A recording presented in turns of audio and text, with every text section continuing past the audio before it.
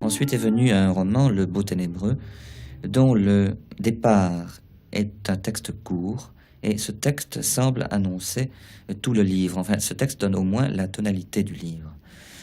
Est-ce que vous pensez que là, le ton général du livre ait pu être justement inspiré par les images de ce texte? C'est un texte qui a été écrit à part. J'avais à ce moment l'idée de ce roman, j'étais en Allemagne, j'étais prisonnier en Allemagne. J'ai songé à ce roman là-bas, c'était un projet encore vague, et j'ai écrit ce texte qui était une espèce d'introduction. C'était écrit dans des conditions particulières. Il y a probablement là un élément de regret, enfin, nostalgie qui était rendu plus vif par la situation où je me trouvais. J'étais en Silésie, dans un camp de prisonniers où les conditions de vie évidemment n'étaient pas spécialement séduisantes.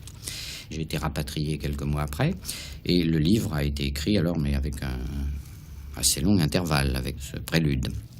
En fait, j'avais l'idée du roman à ce moment, idée très, très vague, enfin, le sujet, si vous voulez. Je l'ai dit, je crois, ou écrit. C'est un sujet d'origine très littéraire. C'est un poème de Vigny qui s'appelle Les Amants de Montmorency. Poème que j'aime pas beaucoup, dont le sujet est assez curieux. Le sujet est le même, au fond, que l'histoire réelle de Kleist. Ce sont un homme et une femme qui décident de se tuer ensemble, mais qui auparavant s'en vont passer quelques jours dans une auberge à la campagne. Ce qui est arrivé à Kleist, d'ailleurs, avant son suicide. Et alors, l'idée de base, l'idée qui a fait naître, en somme, le roman, c'était que l'intérêt, pour moi, n'était pas tellement dans ces deux personnages, mais alors, je m'imaginais les réactions que pouvaient susciter la présence de cette mort proche et affichée, enfin, sur les personnages qui se trouvaient autour. En fait, c'est tout le sujet du Beau Ténébreux. Le Beau Ténébreux était un personnage qui exerçait une fascination sur les gens qui l'entouraient, et aussi bien a-t-il cristallisé d'ailleurs toute l'attention d'un groupe qui se trouve en vacances avec lui dans un hôtel de Bretagne. Et s'il semble que ces gens sont fascinés par ce personnage, précisément parce qu'il y a en lui un mystère et que l'on attend de lui quelque chose comme une révélation. Comment s'explique alors, parce qu'on retrouve ce thème-là dans plusieurs de vos livres, comment s'explique ce thème, enfin, de la révélation? En fait, dans le Beau Ténébreux, les personnages qui s'agrègent autour de ce couple, enfin, sont très visiblement d'abord retenu par l'idée qui est pressentie et qui petit à petit se précise que ce personnage va se tuer. Il y a tout de même la mort décidée d'avance qui exerce une sorte de fascination et de répulsion en même temps, évidemment, chez ces personnages. Un personnage, au fond, qui m'a beaucoup intéressé, que je n'ai pas connu, qui a fréquenté le groupe surréaliste, ami des surréalistes, était Jacques Rigaud, qui, en effet, avait décidé, d'ailleurs, à une date fixée, je crois qu'il était encore jeune, de se suicider, pour avoir mené une vie agréable. En effet, il s'est suicidé à la date fixée. Il a laissé des textes très intéressants, d'ailleurs, des papiers posthumes. C'est assez provoquant, hein, oui, il y avait en particulier... Je ferai un très beau mort. Essayez donc d'arrêter quelqu'un qui voyage avec son suicide à la boutonnière. C'est assez beau. Un personnage de ce genre est capable d'exercer à la fois une sorte de fascination et de répulsion, parce que la présence de la mort dans un groupe, comme ça, détermine des réactions violentes, et plutôt, je crois, fascinées. En fait, c'est surtout ça, c'est cette promesse de son suicide qui réunit autour de lui tous ces personnages. Et cette révélation dont vous parlez, le personnage ne la porte pas. Il semble être un porteur de clés dont chacun attend une solution. Mais je crois qu'en fait, c'est extrêmement trompeur. Le personnage, finalement, n'apporte rien. Il n'y a pas de révélation et le livre n'est pas du tout un livre initiatique à ce point de vue, en fait. Non. Ce qui vous intéressait dans Le Beau Ténébreux, c'était d'exposer alors les rapports qui se nouaient entre le personnage d'Alan, qui est le suicidaire du livre, et les autres personnages qui habitaient dans cet hôtel de fin d'été. C'était ça qui vous a attaché, surtout. Oui, il y a deux choses qui m'intéressaient, surtout, autant que je puisse me rappeler. Il y avait cette idée, au fond, elle existe dans le château d'Argol aussi, et dans les autres livres, même dans le balcon en forêt, sur un plan beaucoup plus modeste, l'idée d'un groupe qui se constitue, disons une espèce de petite constellation humaine, de gens qui sont solidaires, séparés des autres, qui forment une espèce de congrégation, enfin à part, avec souvent même des façons de parler, des rites. Ça m'intéresse énormément, ça, la constitution de ces petits groupes humains, presque organiques, Ils ont des liens très vivants entre eux et ils vivent les uns par les autres. Enfin, ils peuvent difficilement vivre les uns sans les autres. Déjà, en fait, les trois personnages du château d'Argol sont dans ce cas. Ils ont besoin du contact continuel. Il y avait cette chose qui m'intéressait beaucoup. Et puis, il y avait tout de même le couple central, qui est le personnage que j'appelle le beau ténébreux, et puis l'autre qui est, au fond, c'est un type aussi très traditionnel, qu'on pourrait appeler la femme fatale. Enfin, le beau ténébreux et la femme fatale, ce sont deux types, pour moi, très intéressants. Enfin, ils me retiennent beaucoup et ils mettent assez facilement en route l'imagination. Je crois que ce sont des personnages à éclipse. La femme fatale, c'est très, très visible. C'est né à l'époque du paradis terrestre, puisqu'au fond, Ève est bien la première femme fatale. Je crois que c'est d'ailleurs un personnage qui vit dans le milieu de la civilisation chrétienne, essentiellement. Au Moyen-Âge, ça a pris évidemment une importance énorme. C'est la femme qui est sorcière au Moyen-Âge, et même un personnage comme Iseux agit par un filtre, tout de même un filtre magique aussi. Au XVIIe, XVIIIe siècle, on n'en trouverait pas de traces, et puis ça reparaît avec le romantisme. Et au fond, vous savez, on est quand même marqué par la période de la jeunesse. Ça reparaissait très visiblement, en particulier dans le cinéma, plus que dans la littérature de l'époque 1920, 1930 ou 35. Ou alors, il y avait des quantités de femmes fatales au cinéma. Greta Garbo, au fond, n'est que la dernière incarnation la plus célèbre, mais il y avait beaucoup d'autres. Ce personnage m'intéresse beaucoup, et le personnage du mot ténébreux aussi. Vous savez que c'est un mot qui vient de l'astrée, donc c'est assez ancien, mais ça a reparu au moment du romantisme. Je l'employais dans un sens ironique, mais c'est un personnage qui me passionne. C'est, si vous voulez, le personnage qui, parce qu'il a de certains dons physiques ou certains prestiges physiques essentiellement, se constitue naturellement et presque obligatoirement le centre de ce petit groupe de gens qui se mettent à graviter autour de lui.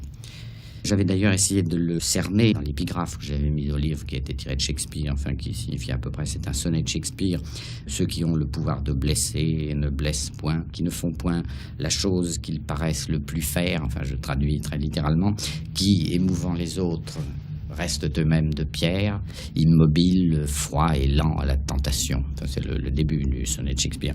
Mais ça indique bien tout de même, ça cerne bien un certain type de personnage qu'on rencontre et qui me fascine assez. Au fond, c'est sur un plan très modeste, le personnage qui arrête une panique brusquement, ou le soldat à la guerre autour duquel tout d'un coup les autres s'agrègent dans un moment de désarroi. Ça existe, c'est naturellement le séducteur à qui les femmes viennent. Il n'a pas de mouvement à faire, ce sont les autres qui viennent à lui. Je suis même pas certain que ça ne s'exerce pas presque sur les animaux. Il y a certains toreros, c'est très connu, qui ont cette espèce de pouvoir de fixer immédiatement l'attention du taureau. Et où qu'il soit, dans l'arène, le taureau ne voit qu'eux et revient sur eux immédiatement. Ce qui d'ailleurs facilite leur jeu. Je crois que ça s'appelle la guanta, cette espèce de qualité. C'est très particulier et ça joue avec une régularité absolue. Dans le beau ténébreux, cet homme avait un message, entre guillemets, quelque chose à dire et à faire comprendre. Je ne sais pas s'ils ont un message. En fait, je ne le crois pas. Je crois que c'est une promesse vide, en réalité. Mais ce que je disais tout à l'heure, il donne l'impression de détenir cette clé. Ce que vous appelez un message, ce que j'appelle détenir une clé, visiblement. Et alors, c'est une grande tentation pour ces gens qui viennent immédiatement à eux. Mais c'est simplement rien que cette promesse, comme ça, très manifeste, et puis les mouvements qu'elle détermine autour de ces gens, qui m'intéressent. On trouve également dans le beau ténébreux, alors un des thèmes que vous aimez beaucoup, et qui est celui de la chambre vide dans laquelle on pénètre, et comme si on violait en quelque sorte un endroit où l'on ne devrait pas être. Et ce thème de la chambre vide, il est dans le beau ténébreux, il est un peu aussi dans le rivage des Syrtes, où il y a cette chambre des cartes qui semble être une chambre vide aussi, destinée à être violée, où l'on entre, et il est également dans le balcon en forêt, où le héros du roman vient mourir dans la chambre vide, enfin dans la pièce où il avait été amoureux. Alors je voudrais que vous me parliez un peu de ces thèmes qui sont, je crois, des thèmes privilégiés pour vous. Ce ne sont pas tellement des thèmes privilégiés, si vous voulez, c'est plutôt ce que j'appellerais des images forces. Je crois que, en effet, dans la sensibilité de chacun, et celle de l'écrivain n'est pas différente de celle des autres. Toute la différence consiste en ce que l'écrivain a une possibilité d'expression, si vous voulez, meilleure, et puis aussi l'envie de l'utiliser. Mais enfin, le fonctionnement est bien entendu le même. Je crois que ces images forces existent pour chacun. Mais l'écrivain doit, À mon avis, s'il veut être efficace, la condition de cette efficacité, c'est de se tenir à ce qui est vraiment, si vous voulez, sa chose, c'est-à-dire les choses qui le touchent, qui lui importent et qui sont en fait essentiellement ses images forces. L'écrivain qui a recours à la fantaisie, par exemple, c'est une chose qui ne me touche pas tellement. La fantaisie ne m'intéresse que très médiocrement. L'enchaînement lâche des images comme ça simplement parce que c'est joli ou c'est amusant ou c'est piquant, qui au fond est utilisé, si vous voulez, par les écrivains de la fantaisie, ne me retient pas extrêmement. Et il y a, je dois dire, certains écrivains, même pour qui, je sais, il y a un public très fervent. Je pense à certains romantiques allemands, je pense à Tieck, par exemple, je pense même à certains romans de Jean-Paul. Et puis alors, je pense en France à Nodier, même à des contes de Gautier. Ce sont pour moi des écrivains de fantaisie, et alors je ne sens pas assez dans le développement de cette fantaisie la fidélité à certaines images fortes, si vous voulez, à certaines images clés, comme ça, qui seraient vraiment les leurs. En réalité, et je l'ai dit, je l'ai écrit dans un petit texte qui s'appelle Les yeux bien ouverts, la véritable force d'imagination, enfin, pour un écrivain, c'est quelque chose d'assez pauvre. Ce sont des thèmes, pas très nombreux, des images, qui ne sont pas forcément extraordinaires. Je crois que ce sont des images simples, mais ce sont des images obsessionnelles. Enfin, elles reviennent constamment à cet écrivain. Et s'il veut écrire d'une manière efficace, il faut qu'il reste fidèle à ce matériel qui est limité. Un écrivain a un certain nombre de cartes dans son jeu et pas d'autres. Il ne peut pas changer de registre. Si vous voulez, il faut qu'il tienne sur ses positions, comme on campe sur ses positions. Et la seule manière pour lui d'animer un livre, je crois, c'est précisément d'être fidèle à cette espèce de pauvreté obsessionnelle. La monotonie dans ces thèmes affectifs est la condition, pour moi, de la variété dans l'expression et de la force dans l'expression. S'il s'écarte de ces thèmes qui réellement le concernent, à mon avis, je crois qu'alors il perd toute espèce de force de percussion ou de pénétration. Il n'obtient le contact avec un lecteur que si réellement il est fidèle à ce qui est son bien, ce qui le passionne réellement. Et ça se réduit à quelques images, pour moi, à quelques mouvements qui parlent à son imagination. Et à partir desquels, alors, là, dès qu'il touche à ces thèmes, ça se reconnaît au fait que les images foisonnent, les choses s'enchaînent avec force, et les images s'enchaînent d'une manière significative. Parce que c'est à ce moment animé tout de même par une espèce de chaleur réelle, ici. Alors, et bien entendu, ces thèmes, ce que j'appelle ces images forces, on peut les relever facilement chez les écrivains. La critique actuelle, vous savez, qui est très avertie, c'est très bien faire ces choses-là. On peut même le faire sur soi-même. Je l'ai fait pour un certain nombre de ces images forces qui m'apparaissent, moi, et que je reconnais comme miennes, bien sûr. Et il y a parmi elles cette idée de la pièce vide, en effet. Pas n'importe quelle pièce vide. Ce qui me touche toujours beaucoup, alors, c'est la pièce habitée. Au contraire, la pièce habitée par un personnage qui vit familièrement ou qui a longuement vécu et qui est visité en son absence. C'est une situation pour moi très tendue. Enfin, c'est presque une espèce d'effraction. Il n'y a pas de doute, pénétrer dans une chambre intimement habitée en l'absence de quelqu'un, c'est presque une atteinte même à la personnalité. Il n'y a pas de doute. Ce que ça signifie, ça a probablement un sens, et évidemment, je ne sais pas, on pourrait développer. Je dis qu'il s'agit peut-être d'une chambre où il devrait y avoir quelqu'un, précisément, qui annonce quelqu'un, et ce quelqu'un n'est pas là. Enfin, on pourrait développer dans un sens religieux, si on veut, d'impression de ce genre, mais ce serait aller très loin. C'est en tout cas un thème qui me parle beaucoup à mon imagination et qui en effet reparaît dans presque tous les livres, sous une forme ou sous une autre. Il y en a d'autres. Il y a l'idée du lieu élevé, l'idée qui me captive beaucoup, d'où on plonge, d'où le regard plonge et d'où on voit sans être vu. Oui. C'est un peu la même impression, d'ailleurs, impression de domination, mais inconnue. Les autres ne soupçonnent pas, ils sont vus.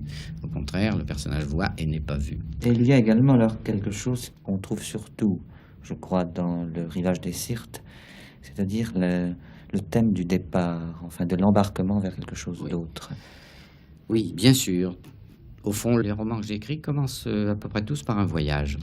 Oui, Argol commence par en effet, le personnage arrive dans son château, pas le beau ténébreux, mais le Rivage des Syrtes commence par un voyage, et le Balcon en forêt aussi, le personnage central arrive au front au début.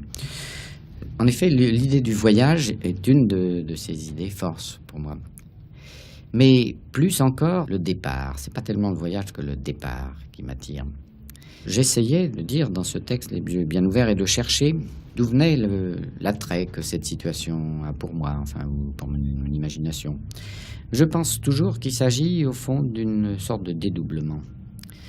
Le personnage dans la chambre vide, le personnage est là et n'est pas là en même temps. Il est présent, mais en même temps, il est présent en son absence. Le personnage qui part aussi, il est là encore, mais tout ce qui est autour de lui est déjà condamné. En fait, pratiquement, il le voit avec un recul, il est déjà séparé. Il est présent et séparé en même temps. Il y a probablement le même mouvement aussi dans le personnage qui regarde d'un lieu élevé et qui voit sans être vu.